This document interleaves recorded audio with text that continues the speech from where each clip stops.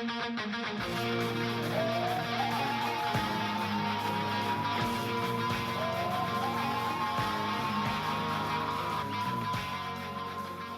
ago, right here in the city of Tel Aviv, I was laid off with more than half the startup I was at.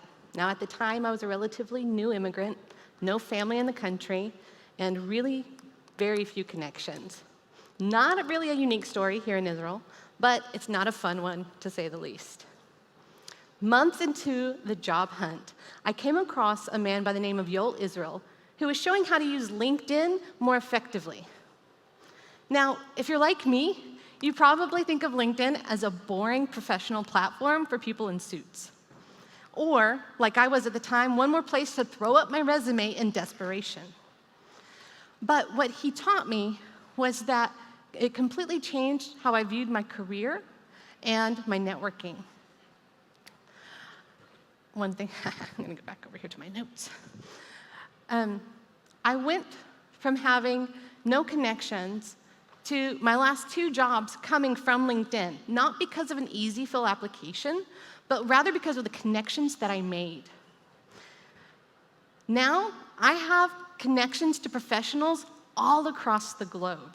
These are amazing individuals that I have built relationships with, that I can reach out to for support, feedback, and professional insights. One of them is my boss today. And I got the pleasure of meeting Chris in person here at the BSides. What this taught me is the saying is true. Your network is your net worth. And in fact, as a cyber professional, you already have the skills that you need to strategically grow your network. We just need to reframe it for you in the context of networking professionally on LinkedIn. So let's start. Now, like any good project, you need to determine your goals. There's a few things you can do on LinkedIn, but you need to be clear where you are today so that you can act with focus and intention. Because like Jax points out, creating an effective network is done through those 2 things. So are you job hunting? Then you want to look for people that have the role that you're aspiring to and connect with them. But don't just stop there. Look for the managers also of those roles. And additionally, consider professionals that work in collaboration with those roles. Reach out, connect to them, and build relationships. If you're looking to grow your skills, LinkedIn is full of an amazing cyber community of people that are doing free webinars, podcasts, trainings. They download free notes all the time. They have Discord servers and mentorships. It's a really great community, so go and check it out. And don't forget to connect with other learners, because when we teach someone else, we learn even better. Now, in looking at our target, it's important to note that we don't want to just grow the size of our network. You also want to grow the diversity. Network scientist Ron Burt performed a study that's been repeated many times, and it shows that simply by having an open network versus a closed one is the best predictor of career success. What's a closed network? Well, it's basically like a pinball machine, right? Where everyone already knows everybody. And you're just bouncing around within a closed system. An open network is one that's full of clusters of professionals. And they're not directly connected, but you are the free agent that can connect between them as you see opportunities, thus making opportunities for them as well. It's a win-win. Now, to give an example, for myself, I've kind of identified 3 broad categories that I like to connect with. I have my cyber professionals, such as yourselves, my fellow marketing peers, and then I have a hodgepodge of like small business owners and entrepreneurs and freelancers. Does this mean I never veer from connecting to other people who don't fall into that categories? No. But it helps me to stay focused and intentional and reduce the noise in my network. So, and hopefully also the bots and the fake profiles we know are there. So now we've defined our broad categories of who we want to connect with. You want to narrow it down because I said we can do this in 10 minutes a day, right? So what we're going to do, first off, we're going to remember LinkedIn is just like any other social app. It's designed to keep our attention on the platform, but you don't have time for that.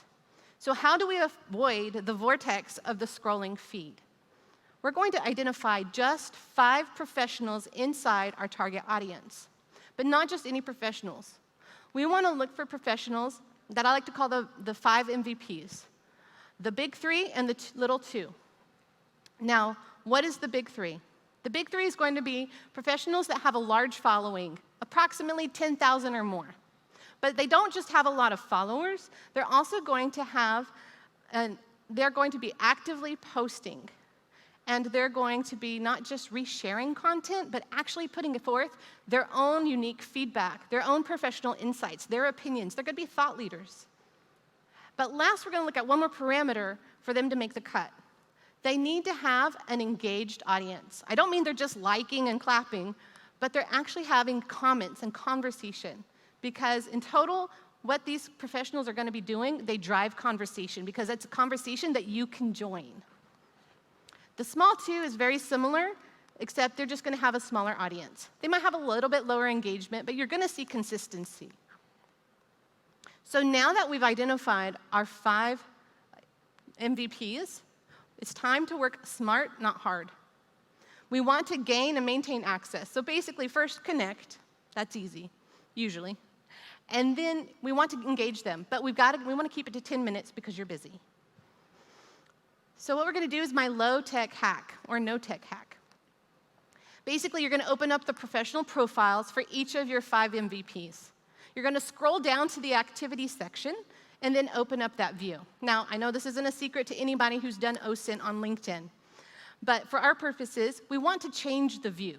So we want to actually go to, there we go, we want it to change to the posts. Now, what this does is it gives us a URL directly to their post feed.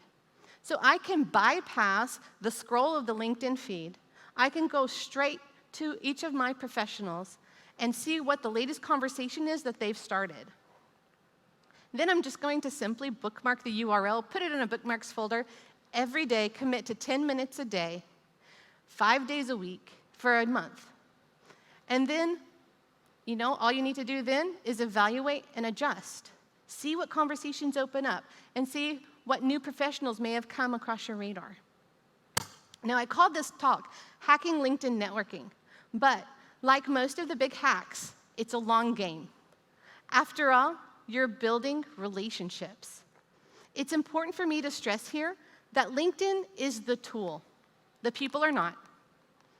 What I've laid out for you is simply a strategy for you to jumpstart your networking. From there, it's all about being a digital in a almost got it, Chris. Almost got it. Don't tell Ryan. From here, it's all about being a human in a digital world. Thank you, Ryan. Consistently show up and enrich the community. Now, in marketing, we also have white hat and black hat tactics. But if you ask a white hat marketer or salesperson, they're going to tell you people buy from people. The same is true for networking, and the same is true for getting hired. So be honest, be authentic, and be about the people, and you'll build an amazing network. You don't have to be like me from 3 years ago. Get started today.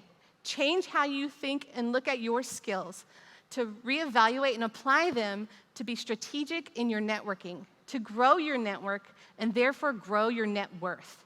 While you're at it, I'd love to connect. Thank you.